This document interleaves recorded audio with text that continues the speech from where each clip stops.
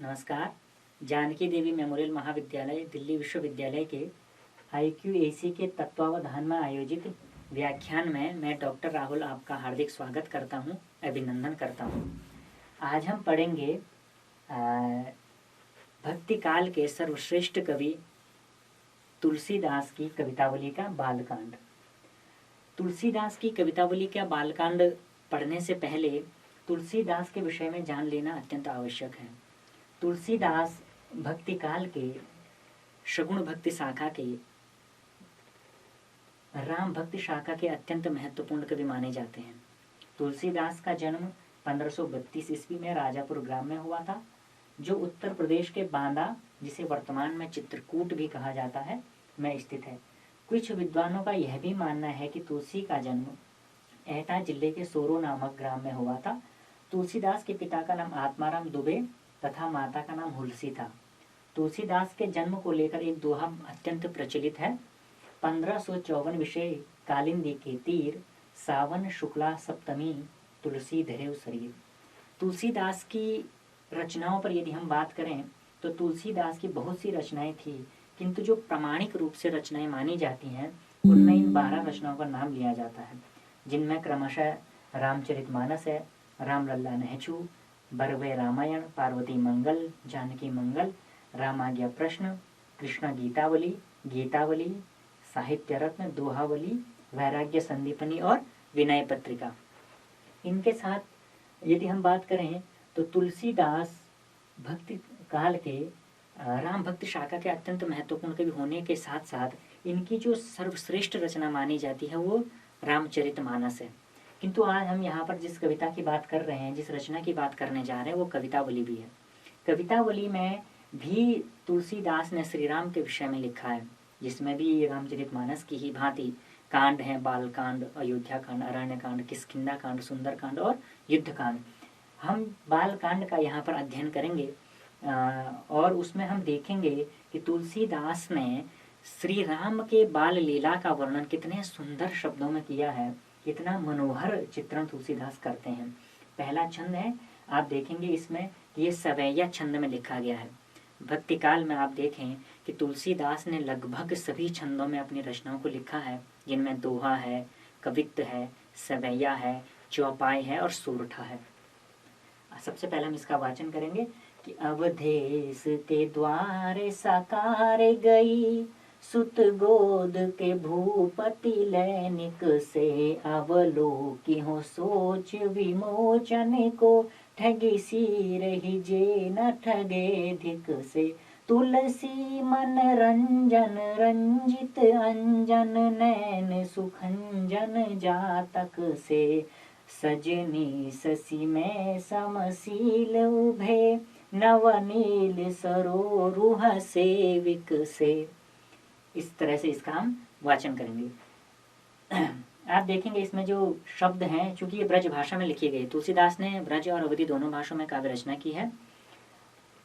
मन रंजन एक शब्द इसमें आया है कि मन रंजन अर्थात मन को रंजित करने वाले, प्रसन्न करने वाले।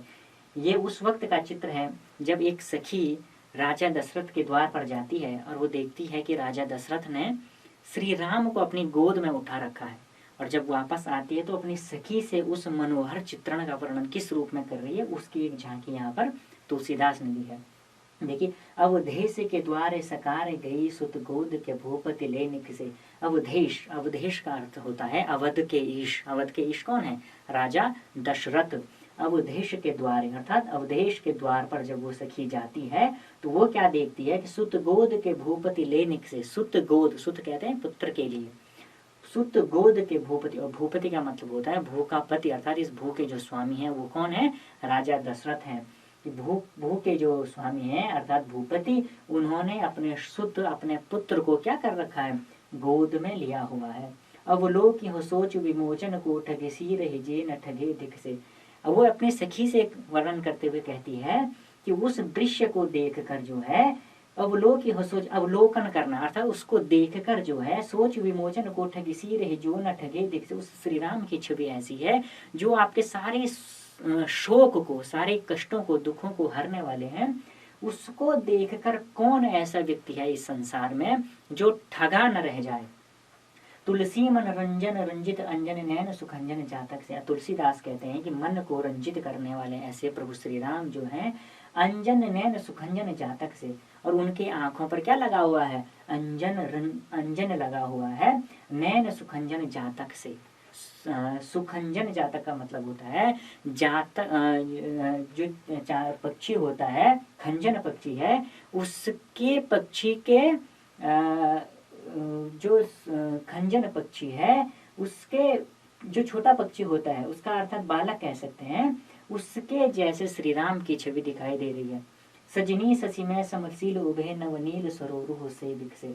फिर वो सखी कहती है सजनी ससीमय है सखी, हे सखी वो दृश्य ऐसा प्रतीत होता है जैसे ससीमय अर्थात चंद्रमा के प्रकाश में नवनील सरोरुह से विकसे, दो छोटे छोटे नील कमल उभर कर आए हो, वो इस प्रकार वो प्रतीत हो रहे हैं। आप देखेंगे इसमें उपमा अलंकार भी दृष्टव्य है, भाषा ब्रज भाषा हो गई, स्पष्ट है।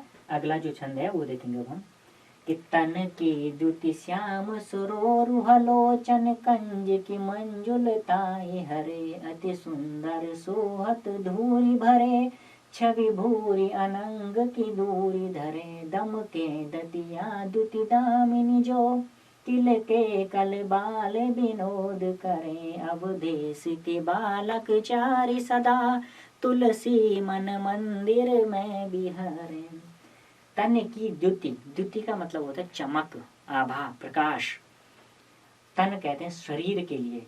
श्याम सरोरुह, सरोरुह का मतलब होता है कमल।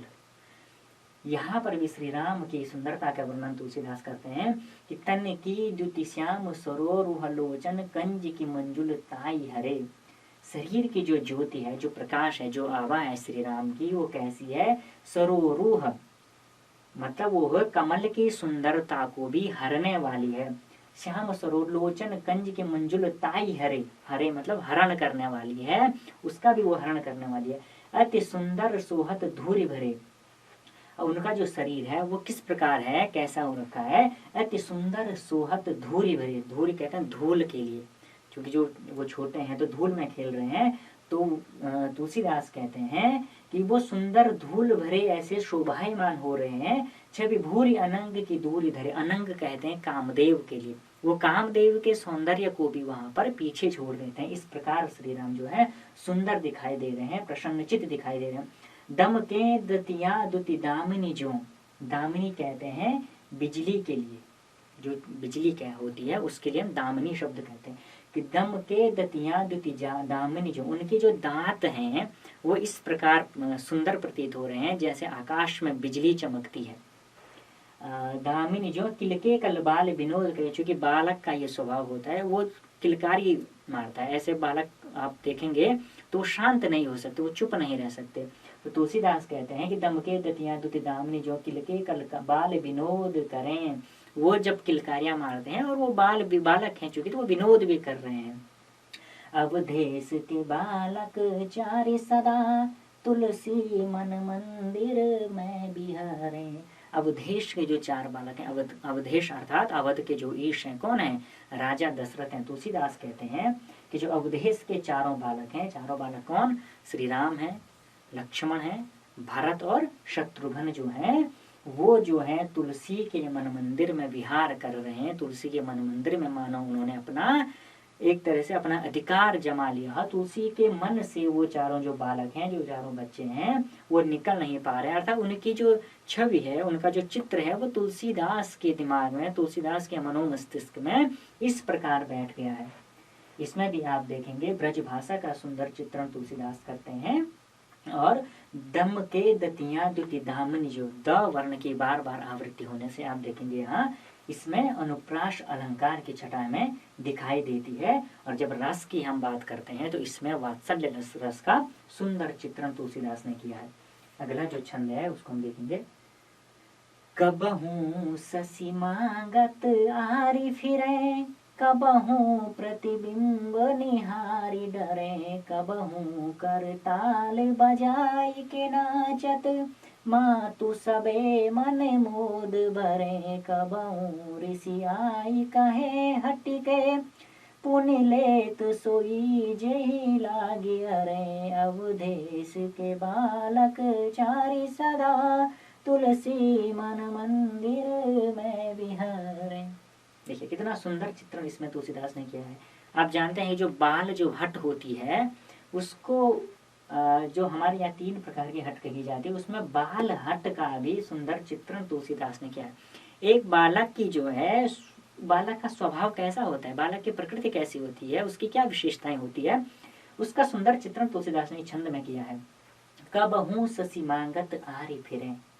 कभी जो है वो जो बालक है अर्थात जो श्री राम है वो क्या कर रहे हैं, कबहू ससी मांगत आरी फिरे, वो शशि की मांग कर रहे हैं। अर्थात जो है शशि कहते हैं किसके लिए, चंद्रमा के लिए। वो कभी ऐसी जिद कर रहे हैं कि उन्हें जो है चंद्रमा उन्हें दे दिया जाए। कबहू शशि मांगत आरि फिरे, कबहू प्रतिबिंब निहार धरे। और कोई समय ऐसा है किसी क्षण वो अपने प्रतिबिंब को, अपनी छाया को देकर क्या कर रहे हैं, घबरा रहे हैं, डर रहे हैं। कबहू शशि मांगत आरि फिरे, कबहू प्रतिबिंबी निहारी डरे, कबहू करताल बजाई के नाचत मातु सबे मन मोद भरे।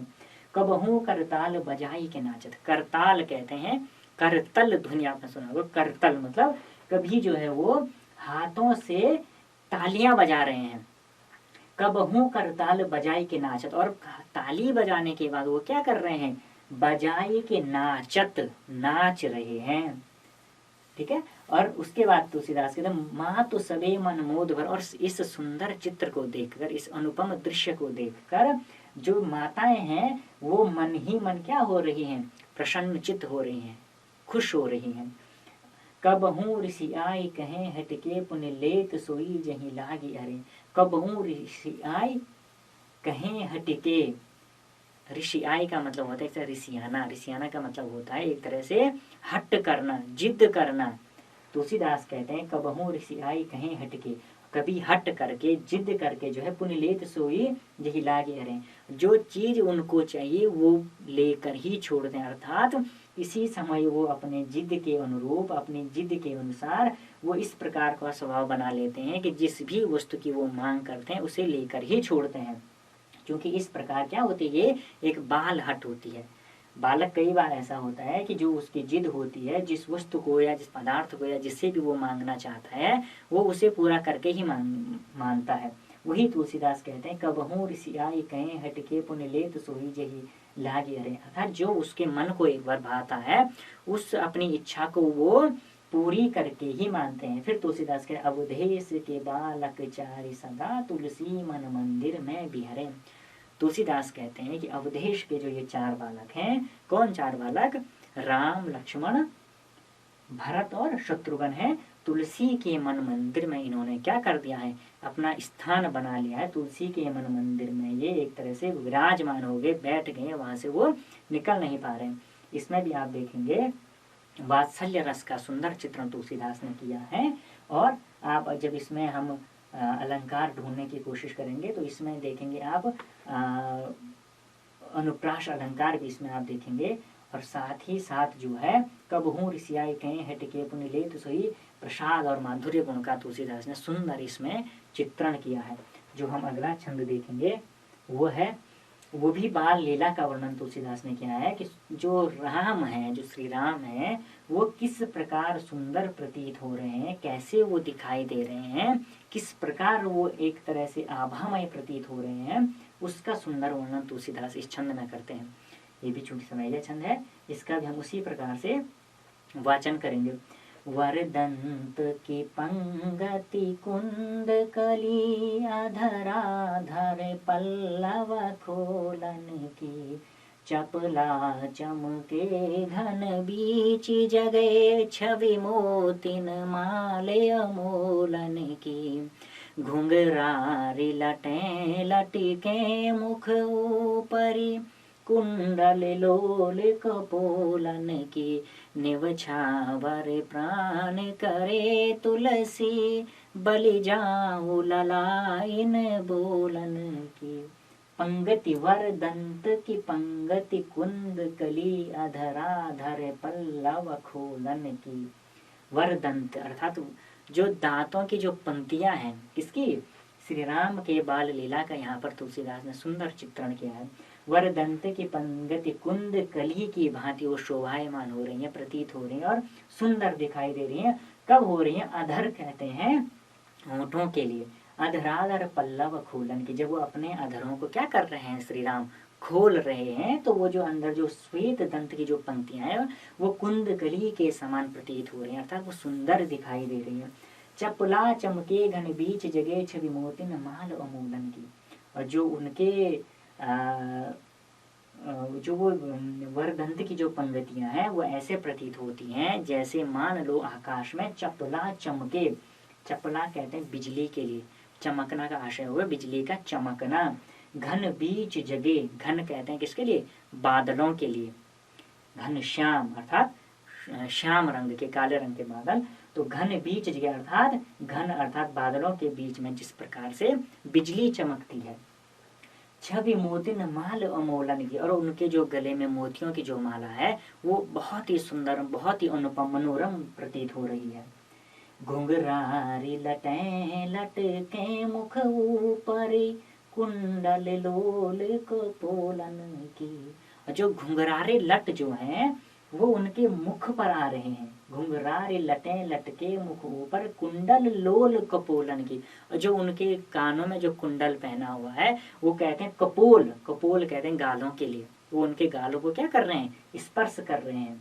फिर तुलसीदास कहते हैं निभ छावरी प्राण करे तुलसी बलि जाऊं लला इन बोलन की। तुलसीदास कहते हैं कि श्री राम की, भगवान राम की बाल्य इस छवि पर तुलसीदास के जो प्राण है, तुलसीदास का जो मन है, निभ छावरी प्राण करे तुलसी, ऐसा प्रतीत हो रहा है कि इस सुंदर श्री राम के इस मनोरम दृश्य को देखकर कि वे श्री राम पर अपने प्राणों को क्या कर दें? न्यौछावर कर दें। निभ छावरी प्राण करे तुलसी बलि जाऊं लला इन बोलन की, और बलि जाऊं अर्थात उन पर वारी जाना, बलि जाऊं का मतलब होता है एक तरह से अपना सब कुछ उनके चरणों में समर्पित कर देने को तुलसीदास का मन कर रहा है। निभ छावरी प्राण करे तुलसी बलि जाऊं लला इन बोलन की। देखेंगे आप इसमें भी जो है तुलसीदास ने वात्सल्य रस का सुंदर चित्रण किया है। चपला चमके, चपला चमके आप देखेंगे च वर्ण की आवृत्ति हो रही है, तो यहाँ पर अलंकार हो गया अनुप्रास अलंकार। उसके अलावा लटकें, घुंघरारे लटें लटकें, फिर यहाँ पर अनुप्रास अलंकार हो गया। कविता की एक विशेषता ये होती है कि जब आप कविता पढ़ते हैं तो उसके बाद जो कविता जिन जिन उपादानों से मिलकर कविता की निर्मिति होती है, उसमें रस होता है, छंद होता है, अलंकार होता है, गुण होता है, ये सभी आप इन पंक्तियों में देख सकते हैं। फिर वही इसमें माधुर्य वर्णन का, माधुर्य का तुलसीदास ने बहुत ही सुंदर इसमें चित्रण किया। निभ छावरी प्राण करे तुलसी बलि जाऊं लला इन बोलन की, माधुर्य गुण आप इसमें स्पष्ट देख पाएंगे।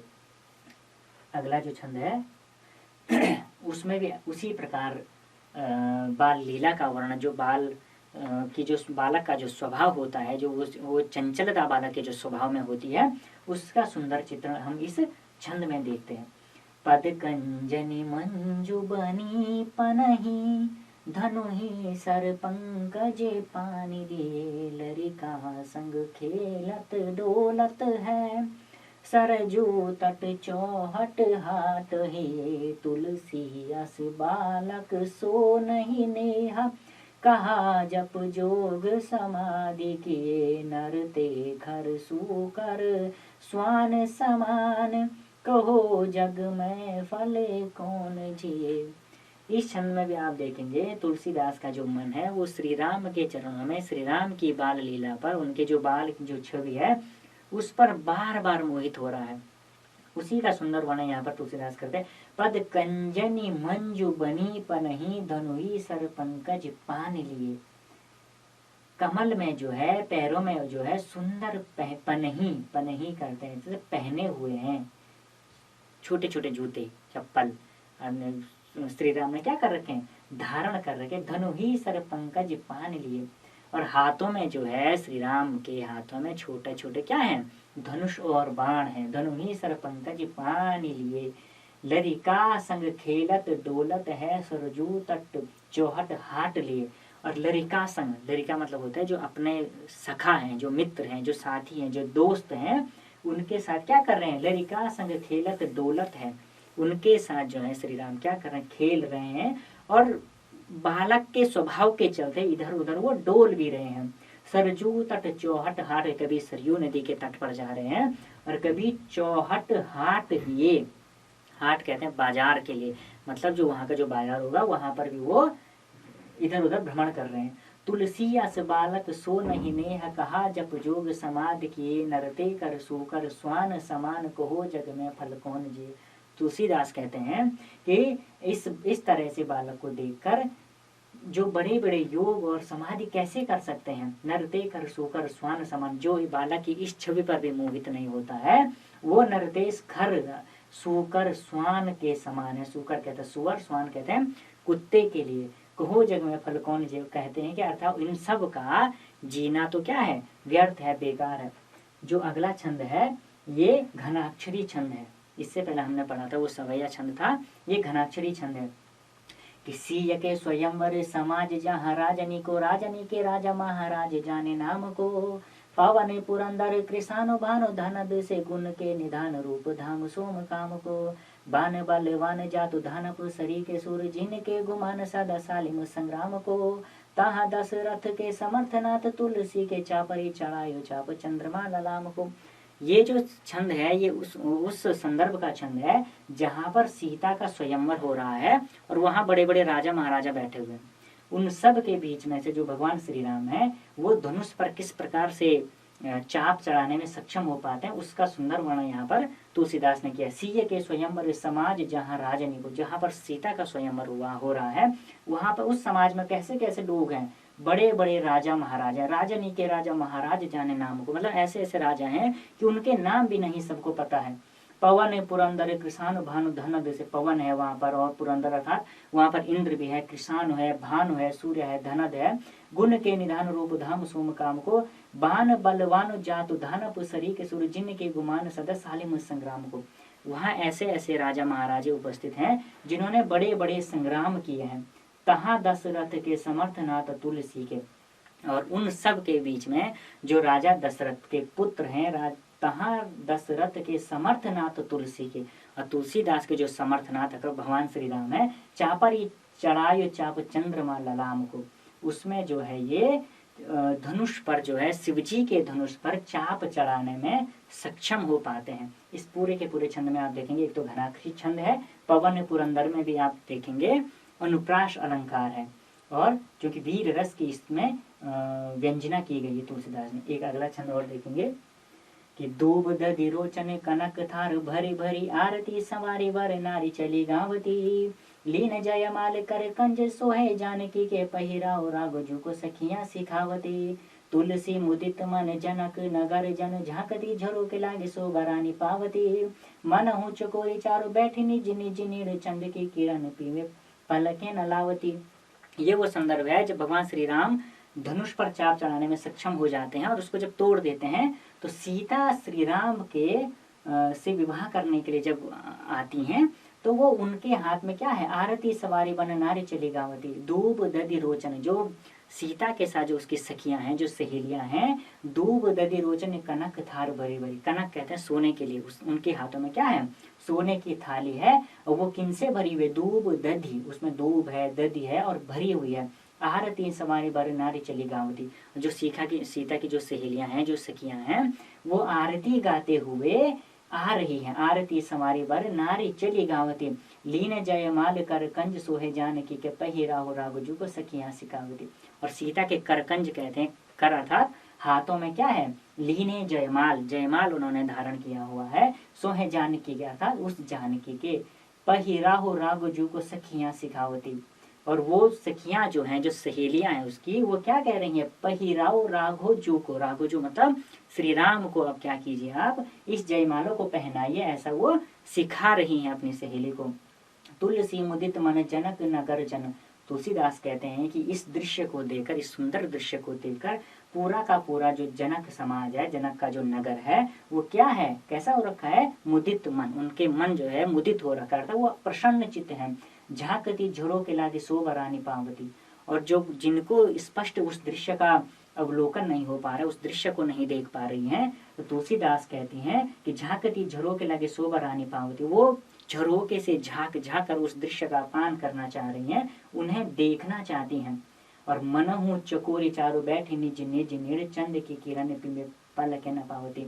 और इस सुंदर दृश्य का जो दृष्टांत है वो तुलसीदास दे रहे हैं चकोर पक्षी से। मनहु चकोरी चारों बैठी निज निज नीड़, मनहु का मतलब होता है मानो, जो चकोर पक्षी है निज निज नीड़, निज का मतलब होता है अपने घोंसले में बैठी हैं। और ऐसा वो जब जो चकोर पक्षी है वो अपने घोंसले में बैठकर मानो चंद्रमा की किरणों का पान कर रही हो, इस प्रकार तुलसी हम देखते हैं कि कवितावली के इस छंद में तुलसीदास ने श्री राम के विवाह का वर्णन सुंदर दृश्यों में किया है। और उस दृश्य को देखकर जो वहाँ का नगर है, जो वहाँ का समाज है, वो किस प्रकार मुदित हो रहे हैं, प्रसन्नचित हो रहे हैं, उसका सुंदर वर्णन हम इस छंद में देखते हैं। आप देखेंगे इसमें भी अनुप्रास अलंकार है और मनहु चकोरी चारों बैठ निज निज नीड़ में उत्प्रेक्षा अलंकार है। बहुत बहुत धन्यवाद, नमस्कार। उम्मीद करते हैं कि तुलसीदास द्वारा जो कवितावली के छंद आपको समझ में आए होंगे और इससे आपका ज्ञानवर्धन भी हुआ होगा। बहुत बहुत धन्यवाद, नमस्कार।